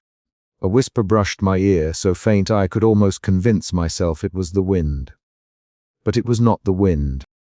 It was the echo of a voice I knew too well, the voice of regret. Suddenly, the suitcase's clasp gave way with a sharp click. The lid creaked open, and a swirling vortex of memories erupted forth. I was plunged into a torrent of images, laughter from a sunlit afternoon, the piercing cry of loss, the sting of mistakes made and chances forever lost. Faces flickered, some smiling, some twisted with pain. Among them a small boy appeared, myself years ago, glowing faintly in the dimness, eyes wide with innocence and hope. "Why do you linger here?" the boy seemed to ask, his gaze silent but pleading. Before I could answer, a shadow detached itself from the darkness at the far end of the carriage. The eternal passenger had come. Its form was fluid, shifting grotesquely between faces I recognized and nightmares I had buried deep. Its voice was a cacophony of despair and accusation. "You cannot escape," it whispered, each word a blade. "These burdens are yours, carried through time, through death, through eternity. You are bound to this journey, conductor. Forever." I staggered back, the suffocating presence of the figure overwhelming. But a flicker of defiance sparked within me. "No," I said, voice raw but steady. "I am not just my regrets. I am more." The figure wavered, the faces distorting in fury and confusion. Around us, the luggage seemed to pulse, alive with the fragments of my soul. I realized then that each suitcase was more than a vessel for memory. They were shards of my identity scattered through time. Pieces of a self I had long tried to forget.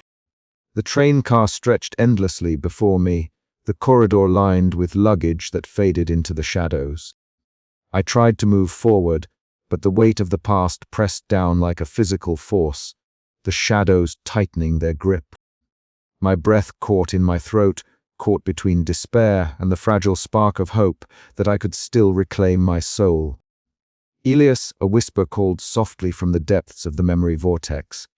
I turned to see the young version of myself, eyes shining with an impossible light. For a brief moment, the oppressive darkness lifted, replaced by a bittersweet glimpse of redemption. But the eternal passenger's growl shattered the moment, dragging me back into the abyss. The journey was far from over, and the train would not release me easily. As the carriage plunged deeper into the night, I knew one thing with terrifying clarity. The revelations I had uncovered were only the beginning.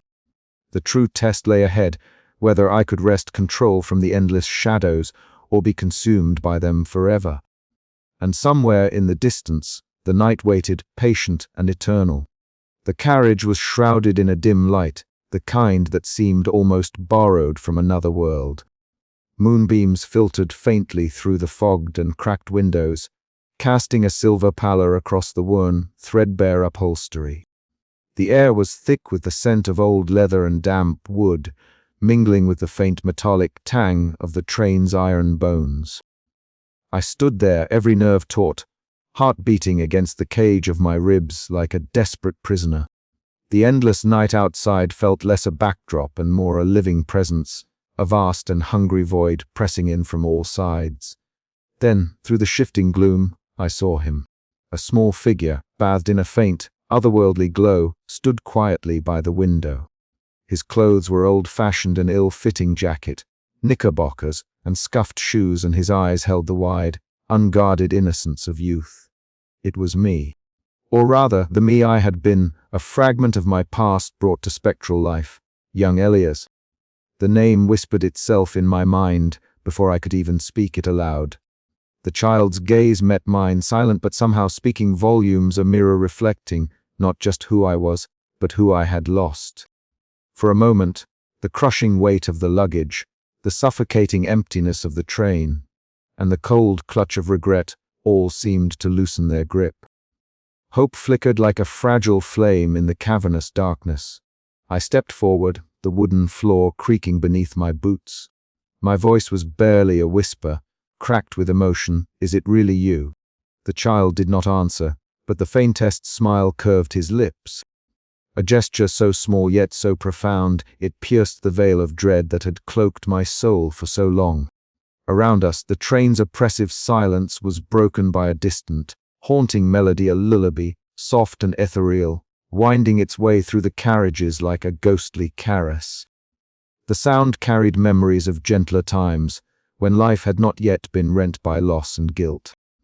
As I reached out, my hand trembling, to touch the glowing figure, a warmth bloomed through my fingertips, a brief and precious connection bridging decades and despair. But the moment was fleeting. The shadows, patient and merciless, began to creep back, swirling like smoke around the edges of the carriage. The spectral light of young Elias wavered, flickering as if caught in a violent storm. The darkness was relentless, a tidal wave that threatened to swallow the fragile hope whole. I felt it pressing against my skin, cold and suffocating, a reminder that the journey was far from over. Clutching a small, worn toy train I had found earlier among the endless luggage, a relic of a happier past, I whispered a promise. "I won't forget you. I won't let this darkness win." The words felt heavy and uncertain, but for the first time in what felt like an eternity, they carried a flicker of resolve. The train rumbled forward, the wheels clattering against the rails in a rhythm both ancient and eternal. Outside, the endless night stretched on, vast and unyielding. Inside, amidst the shadows and silence, a faint light lingered, still a glimpse of redemption, a sliver of peace, fragile yet defiant. As the carriage faded into darkness once more, I knew that this moment of grace would not last. The journey ahead promised torment and despair, but also the faint possibility of reconciliation. For the first time, I dared to hope that somewhere beyond the endless corridors of memory and regret, I might find a way home. And so, with the echoes of a lullaby ringing in my ears, and the glow of my younger self fading into the night, I stepped deeper into the unknown, ready to face whatever awaited beyond the veil. The air inside the train car thickened, a palpable weight pressing against my chest. Shadows flickered erratically over the cracked walls, as if the very darkness itself was alive, breathing and watching. Then it came, the eternal passenger, no longer a faint whisper or distant shadow, but a looming, amorphous figure that shifted and morphed before my eyes. Its form twisted between human features and something utterly alien, a grotesque mask of shifting faces, none of them truly whole. A low, guttural whisper began to crawl into my mind, words unspoken but felt like icy needles piercing through the fragile membrane of my sanity. "You cannot escape," it hissed, voices overlapping in a chorus of despair. The train car shuddered, lights flickering violently, casting grotesque shapes that danced on the walls like wailing specters. I stumbled back, heart hammering, every instinct screaming to flee, yet my feet remained rooted to the spot. Around me, the endless suitcases lined the corridor, their surfaces rippling unnaturally, as if beneath their polished leather skins, something alive writhed. One by one, they began to open, revealing scenes that clawed at my soul, visions of failure, loss, and regret played out in horrifying detail. The metallic scent of blood hung in the air, mingling with a cold, biting chill that seemed to seep through my very bones. In the midst of this nightmare, a soft glow appeared beside me, a fragile light in the darkness. It was him, young Elias, my innocent self, the boy I once was. Silent and still, his eyes held a pleading sorrow, a wordless reminder of hope long buried beneath years of grief and self-recrimination. I reached out, desperate for that glimmer of light, but the darkness surged back with renewed fury. The eternal passenger lunged forward, its form fracturing the thin veil separating nightmare from reality. The train shook violently. Windows rattled as spectral wails echoed through the carriages. I screamed, a raw sound of defiance and anguish, fighting against the overwhelming tide of despair that threatened to swallow me whole. My mind teetered on the edge, caught between surrender and resistance. The train's eerie atmosphere tightened like a noose, the emptiness inside me swelling, threatening to consume every shred of hope. Yet, despite the oppressive darkness, a flicker of determination burned within, a stubborn refusal to let the shadows claim me without a fight. As the night pressed on, the battle raged within and without, a torment that transcended time and space. The eternal passenger, embodiment of my deepest fears and regrets, sought to drag me into eternal oblivion. But somewhere deep inside, the fragile light of young Elias' silent plea anchored me, a tenuous thread connecting me to what I once was and what I might still become. The shadows deepened, but so did my resolve. The endless journey stretched before me, haunted and uncertain, yet I would not yield, not yet. Somewhere beyond the darkness, perhaps redemption awaited, or at least the courage to face whatever came next. And so I stood, trembling and defiant, the ghostly train hurtling through the eternal night, caught between nightmare and the faintest hope of dawn. The air inside the carriage was thick, heavy, as if the countless memories folded into those endless rows of suitcases pressed down on Elias's chest, refusing to be ignored any longer. He stood motionless, the dim glow of the carriage's ghostly lanterns casting long, wavering shadows that stretched off into an impossible distance. The suitcases were everywhere, piled high and stretching beyond sight, a labyrinth of his own life's regrets and lost moments. Each worn leather handle and fraying zipper was a thread tangled into the tapestry of who he had been, who he was, and who he might never become. A cold silence enveloped him, broken only by the faint creaking of the spectral train's frame as it hurtled through the void between worlds. Elias's breath came shallow and quick. His heart hammered against his ribs like a desperate prisoner seeking escape. Somewhere deep inside, a voice whispered a voice that was not his but born from the darkest recesses of his soul. The eternal passenger had come. From the shadows emerged the shifting form, a silhouette that flickered and warped as if struggling to hold shape. Human features appeared and dissolved, a face twisted in agony, a fleeting smile of regret, eyes hollowed by despair. It was all Elias, yet none of it truly him. The eternal passenger spoke in a voice like wind rustling through dead leaves, its words slithering into his mind. You cannot run from what you carry. This journey is yours alone. Elias swallowed the lump rising in his throat. Why me? Why this endless road? Because you are the sum of your memories, the shadow hissed. The weight of your choices, your guilt, your love, all trapped within this train, bound to you for eternity. The carriage seemed to tilt, reality bending around him. Elias's gaze dropped to the floor, where a soft glow began to pulse. From the light, a small figure emerged, young Elias, the spectral child of his past, eyes wide and innocent, a faint smile flickering on his lips. The boy said nothing but extended a trembling hand, a fragile beacon of hope piercing the suffocating darkness. Elias reached out, his fingers brushing the translucent skin.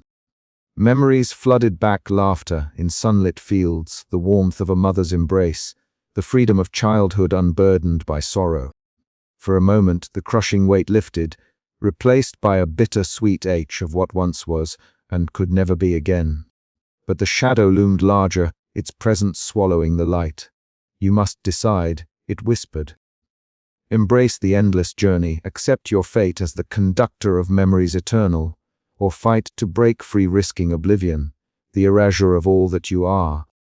The train trembled as if sensing the gravity of the choice. Time folded and fractured. Past, present, and future collided in a dizzying storm of colors and sounds. The carriage became a vortex, swirling with the echoes of laughter and tears, love and loss, hope and despair. Elias's mind screamed for release, yet his soul clung to the fragile thread of hope embodied by the boy. The crossroads lay before him.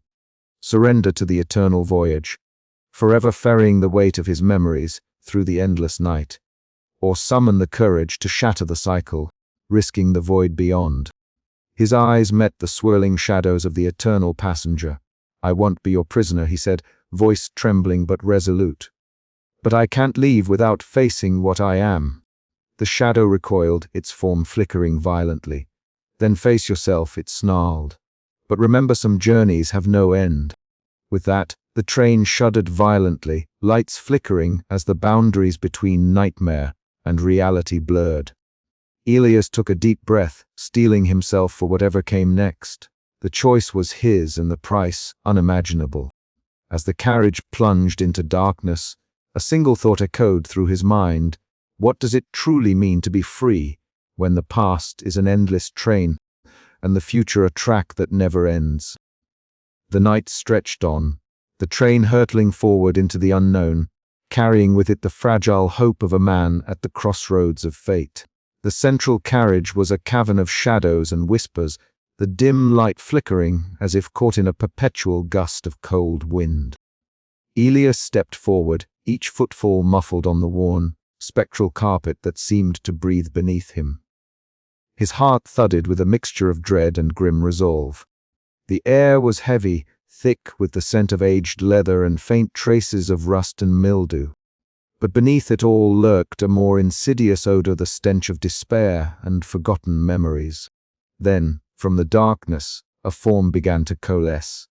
It was the eternal passenger, the amorphous shadow that had haunted Elias' journey since the beginning.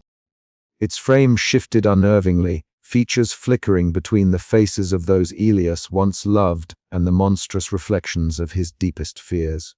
It spoke, though words were less sound than an unbearable dissonance, whispers, screams, laughter twisted by grief. "You cannot escape," it intoned, a chorus of voices layered in one. "All your memories, your failures, your sins, they are mine as much as yours." Elias swallowed hard, fighting the surge of panic that threatened to overwhelm him. He could feel the weight of every suitcase he had opened, every memory that had clawed its way from the depths of his mind. They pressed in on him like a tidal wave, threatening to drag him beneath the surface. And yet, amid the chaos, he grasped something fundamental, a thread of clarity woven through the torment. "I am not running anymore," Elias declared, his voice steadier than he expected. "I carry these burdens, yes, but I will not be broken by them." The eternal passenger recoiled, its features distorting in a grotesque mimicry of shock.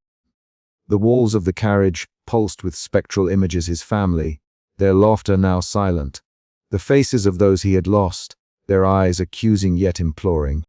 He saw Martha Whitlock's warning gaze, the station master Harrow's cryptic smile, and even the faint glow of his younger self, standing small and hopeful in the shadows. With trembling hands, Elias lifted the battered conductor's cap from his head and held it before him like a talisman. Beside it, a suitcase pulsed with a faint, ethereal light, its surface etched with fragments of his life. He opened it slowly, the memories spilling out in a torrent of sights and sounds, each one a shard of his soul laid bare. Pain flooded him, raw and unrelenting, but he did not turn away. Instead, he embraced it, allowing the memories to wash over him, to carve their place within his being. The eternal passenger writhed, its form flickering and fragmenting under the weight of Elias's acceptance. "You are mine," it hissed, voice cracking. "You belong to this endless journey. I am more than you," Elias countered, stepping forward with newfound strength. "I am all the moments that shaped me, the love I lost, the mistakes I made. I am the emptiness and the hope. I am the journey itself." The train shuddered violently, lights flickering as the spectronite pressed against the windows like a living, breathing entity. The oppressive silence shattered with a cacophony of distant screams and whispered regrets. Yet in the midst of the chaos, Elias stood firm, a fragile beacon against the encroaching darkness. The eternal passenger's form splintered, its shadows unraveling like threads pulled taut. For a moment, a strange stillness settled, a fragile truce between torment and acceptance. But the journey was far from over.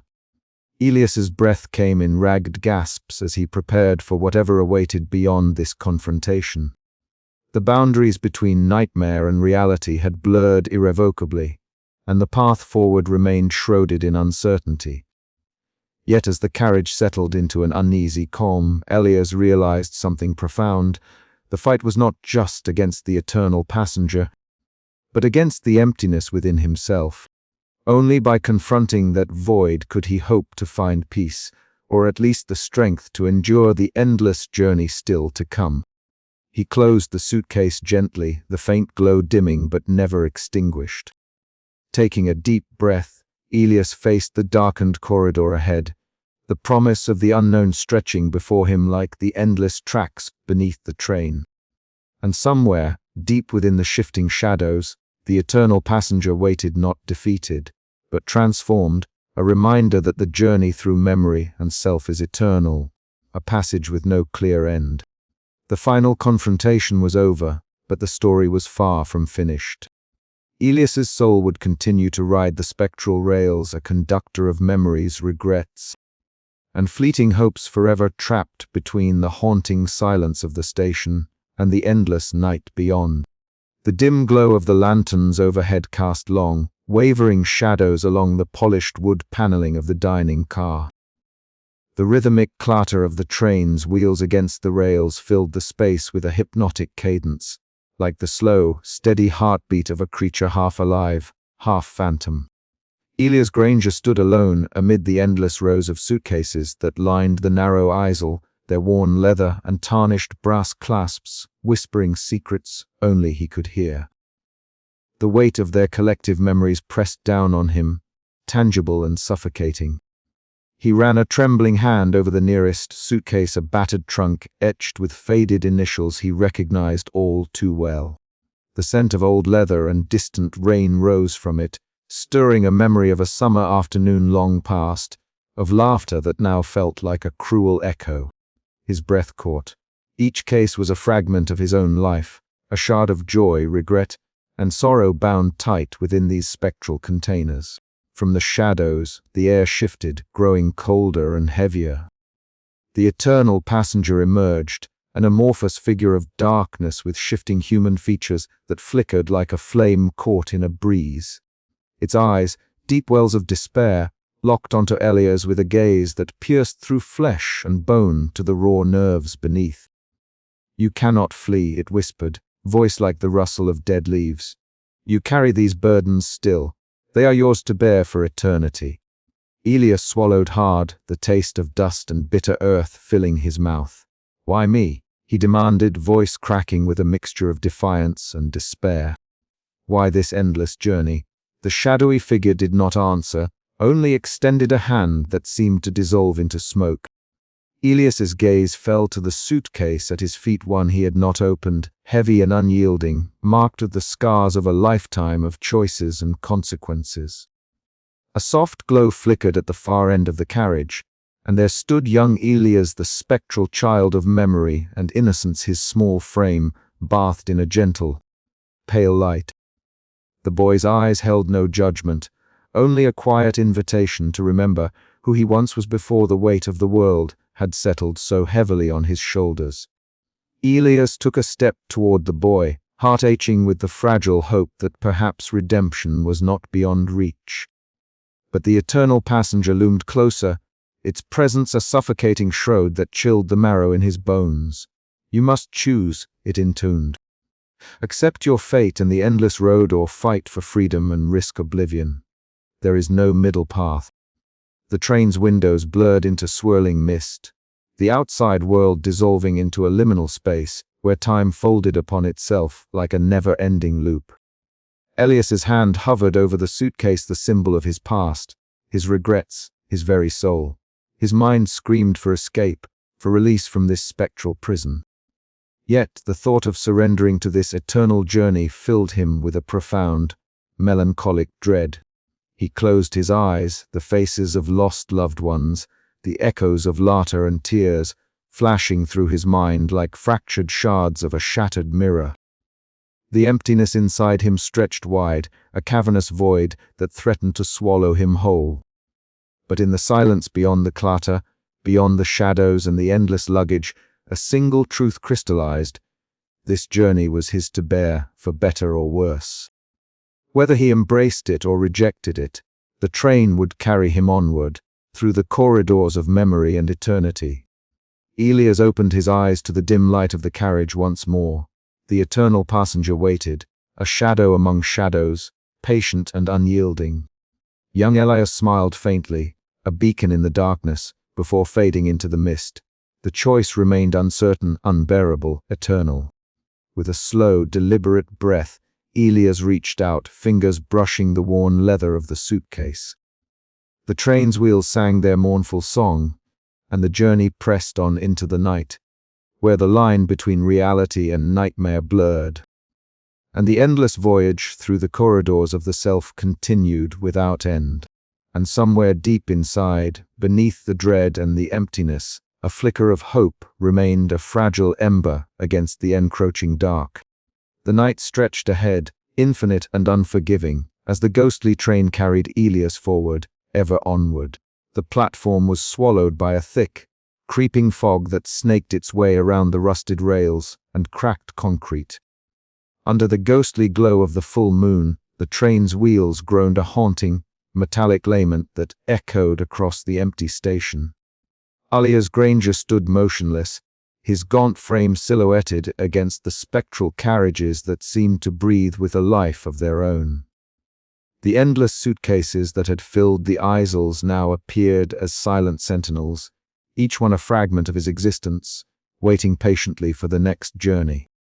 The air was thick with the scent of damp earth and cold metal, the silence punctuated only by the distant, mournful whistle of the locomotive.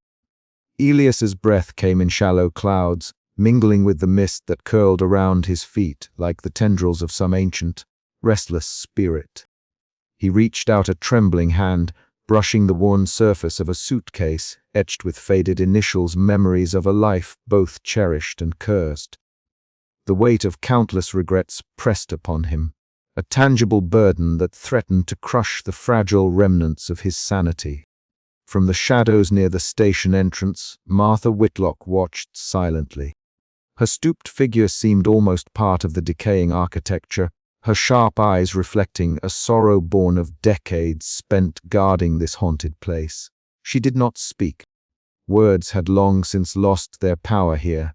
Instead, she offered a nod, a quiet acknowledgement of the inevitability unfolding before them. The train was leaving, and with it, Elias's chance at escape grew ever more tenuous.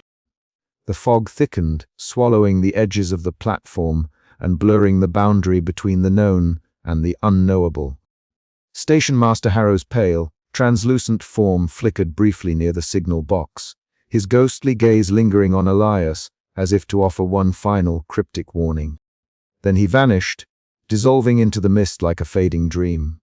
Elias stepped onto the platform's edge, feeling the chill seep into his bones. The train's engine rumbled to life, its spectral pulse quickening as the first carriage began to move. The endless line of luggage shifted slightly, as though restless, eager to continue their eternal voyage through the corridors of time and memory. Elias's fingers clutched a single suitcase, the leather cracked and cold beneath his touch, a repository of moments he could neither forget nor fully remember. A faint whisper brushed against his ear, the voice of the eternal passenger, a shifting shadow whose human features morphed with each breath. It lingered just out of reach, a dark promise of torment and reckoning. Elias's heart pounded with a mixture of fear and reluctant acceptance. The train was more than metal and steam. It was a vessel of his soul's endless journey, a purgatory forged from his own regrets and lost hopes. Slowly, inexorably, the train began to glide forward, its wheels humming a dirge that resonated with the very core of Elias's being. The mist swallowed the carriages whole, and the station faded into a blur of shadows and silence. Behind him, the world he once knew slipped away, leaving only the cold embrace of the unknown. As the ghostly locomotive disappeared into the night, the platform stood empty once more. Martha Whitlock's figure lingered, a solitary witness to the cycle that would repeat with each full moon's rise. The air was heavy with the weight of unspoken stories and unresolved fates. Time stretched and folded, eternity pressing in from all sides. And somewhere beyond the veil of reality, Elias Granger rode on trap between past and future, memory and oblivion, forever bound to the endless journey that awaited him at the next moon's rise. The silence deepened, broken only by the distant echo of a mournful whistle, fading slowly into the abyss. The train would return, and so would he. The chill of the early morning wrapped around the abandoned railway station like a shroud, the air thick with the lingering mist of night, and the faint scent of damp earth.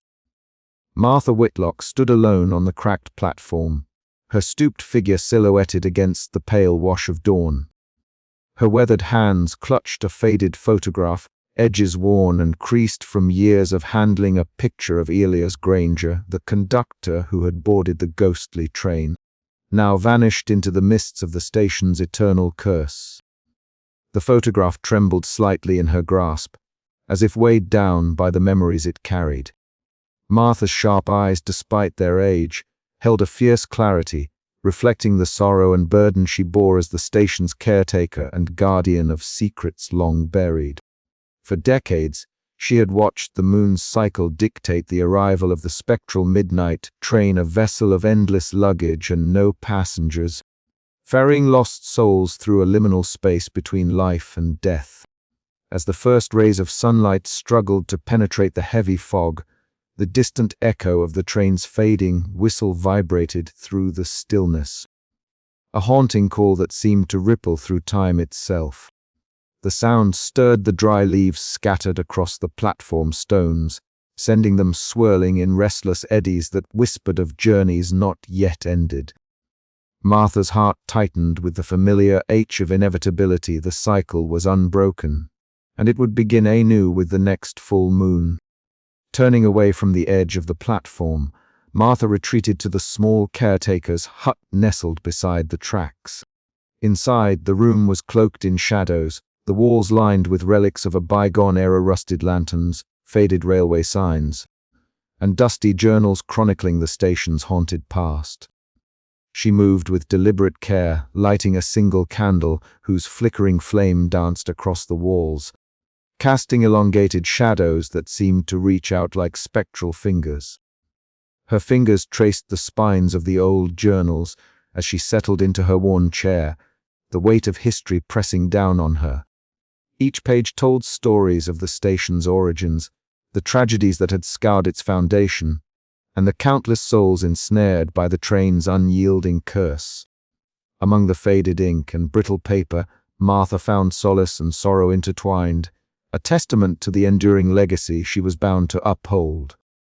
A soft sigh escaped her lips as she whispered into the silence, "Another journey begins, and another soul is lost to the endless night." Her voice was a fragile thread weaving through the still air, a vow spoken to the empty station and the restless spirits it harbored. She knew the truth Elias had faced in the depths of the ghostly train, that the endless luggage was more than mere baggage. It was the weight of memory, regret, and the inescapable burden of existence itself. Martha's gaze drifted back to the photograph, the face of Elias framed by the soft glow of candlelight. In his eyes, she saw the reflection of every soul trapped within the station's grasp, haunted, searching, and bound to a fate beyond escape. Yet beneath the sorrow, there was a flicker of something else, a fragile hope that perhaps, through remembrance and acknowledgement, the cycle might one day be broken. Outside, the station remained silent, the tracks stretching endlessly into the mist like veins carrying the heartbeat of eternity. The ghostly train had departed once more, its spectral carriages swallowed by the night, leaving behind only echoes and shadows. But Martha Whitlock, keeper of the station's secrets, stood resolute.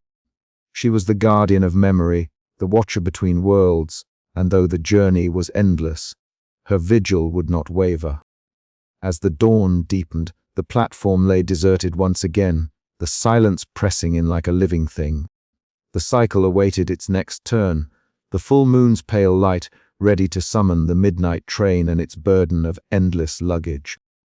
And in the quiet corners of the station, the echoes of Elias's passage lingered, a haunting reminder that some journeys never end, and some souls remain forever tethered to the corridors of the self. The station breathed with the weight of history, and Martha, with a heavy heart, prepared for the inevitable return. The story was far from over.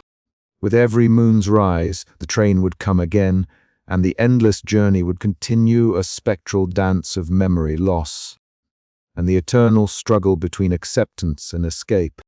And so, beneath the watchful eyes of the stars, the haunted station waited, its silence a solemn promise that the echoes on the platform would never fade. But as Martha closed her eyes and let the candle's flame waver in the quiet, she whispered one final word, a prayer, a plea, a hope that somewhere beyond the endless night, Elias might find the peace that had eluded him in life and death alike. Until then, the station remained a threshold, a place where past and present collided, and the ghostly train carried its burden through the corridors of eternity. The air inside the ghostly train was heavy with a silence so profound it seemed to press against my very bones. I moved through the dim corridors, the endless array of suitcases lining the walls like sentinels of forgotten lives. Their surfaces bore the scars of time, frayed leather straps, rusted buckles, faded tags with names I no longer recognized. Yet, beneath those names, beneath the wear and tear, each case seemed to pulse with a quiet life, as if harboring secrets too vast to be spoken aloud. I reached out, my fingers trembling as they brushed against a suitcase that seemed to flicker at my touch. The coldness seeped into my skin, a chill that spread rapidly through my limbs, igniting a familiar etch deep within. Memories rose, unbidden fragments of laughter from a sunlit afternoon, the sharp sting of loss in a shadowed room, the hollow echo of footsteps left behind. I blinked, trying to steady myself, but the train's walls began to breathe, expanding and contracting like the chest of a sleeping giant. Ahead, a faint glow caught my eye. I turned slowly, heart pounding, and there he was, young Elias, a spectral child clad in the worn clothes of a time long past. His small form shimmered softly, a beacon of fragile hope amid the encroaching darkness. He looked toward me with eyes wide and brimming with innocence, but as I reached out, desperate to grasp that fleeting light, he dissolved into the mist, leaving a hollow ache that settled deep in my chest. The corridors stretched endlessly, the suitcases multiplying beyond count, their shadows twisting into grotesque shapes that danced just beyond my vision. A whisper curled around my ankles, a voice both cold and familiar. I looked down and saw the eternal passenger, a shifting shadow coiling like smoke, its form ever elusive yet suffocatingly near. It murmured accusations and despair, a litany of my deepest fears and regrets. I stumbled backward, the crushing weight of my failures pressing down like the coldest winter night.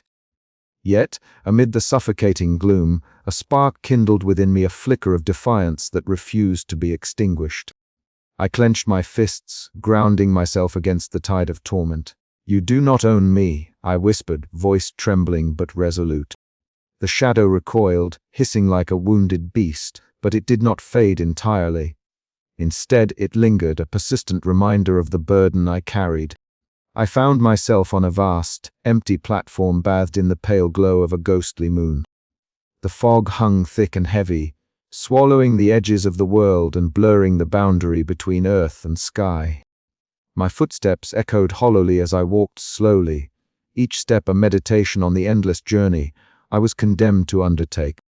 Around me, shadows stretched and twisted, merging with the night, embodying the eternal voyage through memory and time. In this liminal place, I realized the truth that had been gnawing at the edges of my consciousness.